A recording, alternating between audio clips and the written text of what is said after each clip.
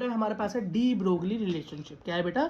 De Broglie relationship. अब de Broglie ने क्या बताया भैया, सबसे पहले मेरे को एक बात समझ में आई कि लाइट जो है डुअल नेचर दिखाती है। प्लैंक ने बताया था डुअल नेचर लाइट का, उसका इस्तेमाल करके डॉल्टन ने क्या किया था, अपना एटॉमिक मॉडल दिया था और अपना क्या कर ली, बल्ले बल्ले करा ली थी। तो लेकिन बेटा हाँ, अब बेटा डी ब्रोगली आए और उन्होंने बोला कि भैया इलेक्ट्रॉन जो है ना वो भी दोनों नेचर दिखाता है। क्यों? डॉल्टन ने क्या बोला था? डॉल्टन ने तो ये बोला था कि नहीं, खाली पार्टिकल नेचर बनाता है। डॉल्टन ने बोला था इलेक्ट्रॉन सिर्फ पार्टिकल नेचर दिखाएगा, खाली single line movement, straight line movement करेगा, वेव नेचर नहीं दिखाएगा। लेकिन डी ब्रोगली ने आके क्या बोला, नहीं जी, इलेक्ट्रॉन तो डुअल नेचर दिखाता है। पार्टिकल मतलब स्ट्रेट लाइन भी और वेव मोशन मतलब कि वेव की तरह भी मोशन करता है। और बेटा इसे निकालने का तरीका क्या है? Wavelength equals to h/mv। अब ये h क्या है भैया? प्लैंक्स कांस्टेंट होता है h। लैम्डा क्या है? वेव लेंथ है। m क्या है यहाँ पे? Mass of electron, v velocity. ठीक है, अगला बेटा देखो, ये है भाई बहुत इंपॉर्टेंट, सबसे इंपॉर्टेंट है, यहाँ से बहुत क्वेश्चन आ जाते हैं। ठीक, और सुनने में भी इजी है वैसे बेटा, समझो। Heisenberg uncertainty principle. अभी अनसर्टेनिटी क्या है? हाइजेनबर्ग तो साइंटिस्ट का नाम है। अनसर्टेनिटी का मतलब होता है जो चीज पक्की ना हो, जो चीज पक्की ना हो, जिसका पता ना चल पाए, वो है अनसर्टेन। और प्रिंसिपल उसने ये बोला बेटा कि कभी भी किसी भी एटम के अंदर, क्या किसी भी एटम के अंदर सब एटॉमिक पार्टिकल जो है, ऐसे क्या है, प्रोटॉन है, इलेक्ट्रॉन है, न्यूट्रॉन है। ठीक है, तो बेटा बेसिकली इलेक्ट्रॉन की बात करेगा, क्यों? प्रोटॉन तो मूवमेंट करता नहीं, न्यूट्रॉन तो मूवमेंट करता नहीं, मूवमेंट तो इलेक्ट्रॉन करता है।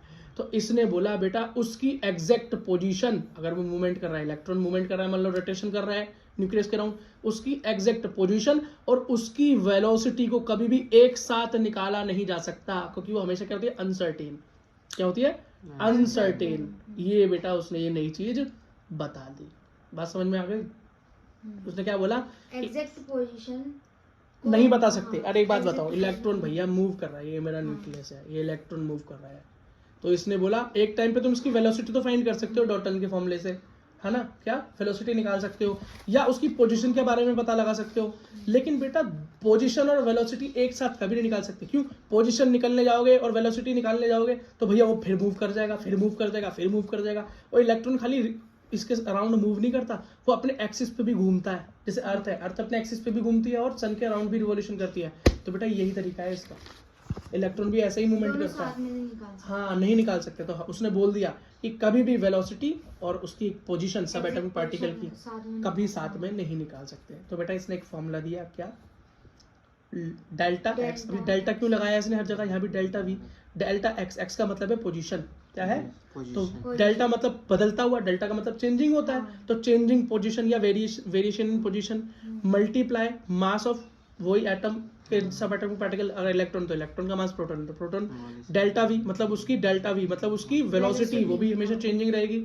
इज इक्वल क्या होगी? या तो इक्वल या ग्रेटर देन h/4 पाई। h/4 पाई, h क्या है भाई? Planck's constant. बात समझ में आ गई? ठीक है बेटा, अगला देखो स्क्रोडिंगर्स इक्वेशन। क्या? स्क्रोडिंगर्स इक्वेशन।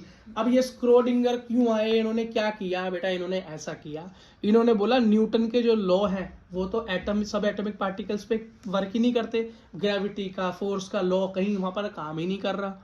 अट्रैक्शन का लॉ बेटा वो तो वहां पर कहीं काम ही नहीं कर रहा, सब कुछ उल्टा सीधा चलता रहता है। सब एटॉमिक पार्टिकल के लिए इन्होंने फिर क्या किया बेटा? एक नया एटॉमिक स्ट्रक्चर दिया, एक नए क्वांटम थ्योरी दी। तो बेटा इसको क्वांटम का मतलब क्या होता है? क्वांटा। क्वांटा क्या होता है? छोटे छोटे सब एटॉमिक पार्टिकल्स की बात होती है। तो बेटा इसी के ऊपर क्या बनी? Quantum physics. क्या बनी? Quantum physics. और तुम बेटा चैन की सांस लो, या थोड़ा सा इंट्रो ही पढ़ना है।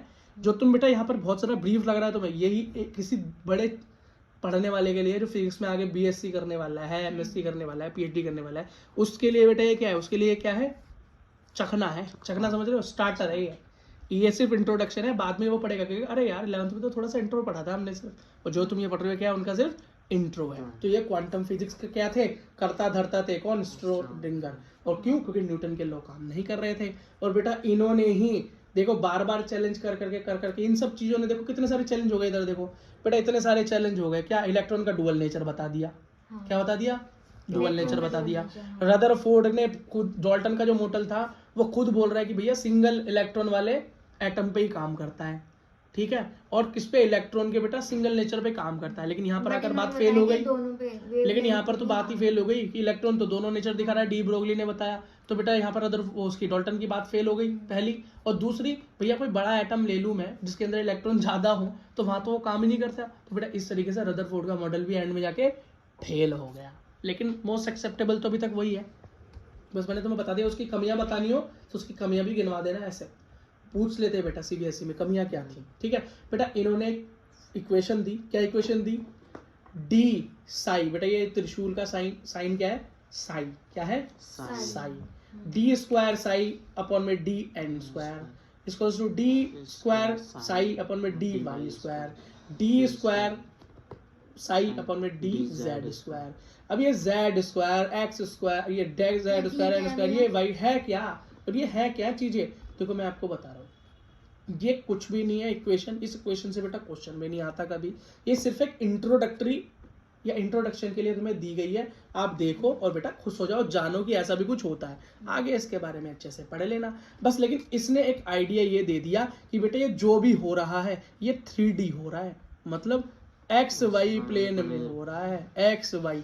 और बेटा एक्स वाई तो 2D होता है, 3D का मतलब क्या है, जब बेटा यहाँ पर जेड भी आ जाए, एक तीसरा है बीच में से जेड भी आ जाए, तो यहाँ जेड भी दिख रहा है, वाई भी दिख रहा है ना। और यहाँ पर क्या होगा, plus 8 pi square m upon में h square E minus V. ठीक है, तो ये तुम्हें दिखाई दे रहा है ना इक्वेशन क्या है। इक्वेशन बेटा नीट वालों के लिए तो बिल्कुल भी नहीं है, नीट में तो उसका एक भी क्वेश्चन नहीं आया, नीट में क्लीन है, सपाचट में नहीं आएगा अभी भी। लेकिन इससे एक आइडिया होगा कि बेटा जब भी नहीं इसके अंदर बेटा, लेकिन इससे एक आइडिया हो गया, हो सकता है तुमसे पूछ ले क्या है स्क्रोडिंगर। तो स्क्रोडिंगर ने एक बात बता दी भैया, जब हम बात करेंगे सब एटॉमिक पार्टिकल्स की, वहां पर न्यूटन के लॉ काम नहीं करते, तो उसके लिए बेटा स्क्रोडिंगर ने लॉ दिए, और वो भी कैसे दिए, 3D का यूज करके, प्लेन्स का यूज करके। तो बेटा आगे जब हम बॉन्डिंग वगैरह पढ़ेंगे क्या, ठीक है, तो उसके अंदर हम देखेंगे कि ऑर्बिट्स बेटा इन 3D फिगर्स के ऊपर ही कोई ओवरलैप करके इस तरह का स्ट्रक्चर बना रही होगी नोट जैसा, कोई डंबल शेप बना रही होगी, कोई बेटा गोल शेप बना रही होगी। तो ये सब हम बेटा आगे जाके पढ़ेंगे, तो अभी ज्यादा टेंशन लेने की जरूरत नहीं है। साई का मतलब होता है वेव फंक्शन, मतलब इलेक्ट्रॉन का वेव नेचर, वेव नेचर मतलब इलेक्ट्रॉन किस तरीके से मूव करता है, ये बेटा साई से पता चलता है। ठीक है, ई क्या है, एनर्जी ऑफ इलेक्ट्रॉन, वी क्या है, पोटेंशियल एनर्जी ऑफ इलेक्ट्रॉन। ठीक है, अगला देखते हैं। अब wave mechanic model of atom हमें पढ़ना है।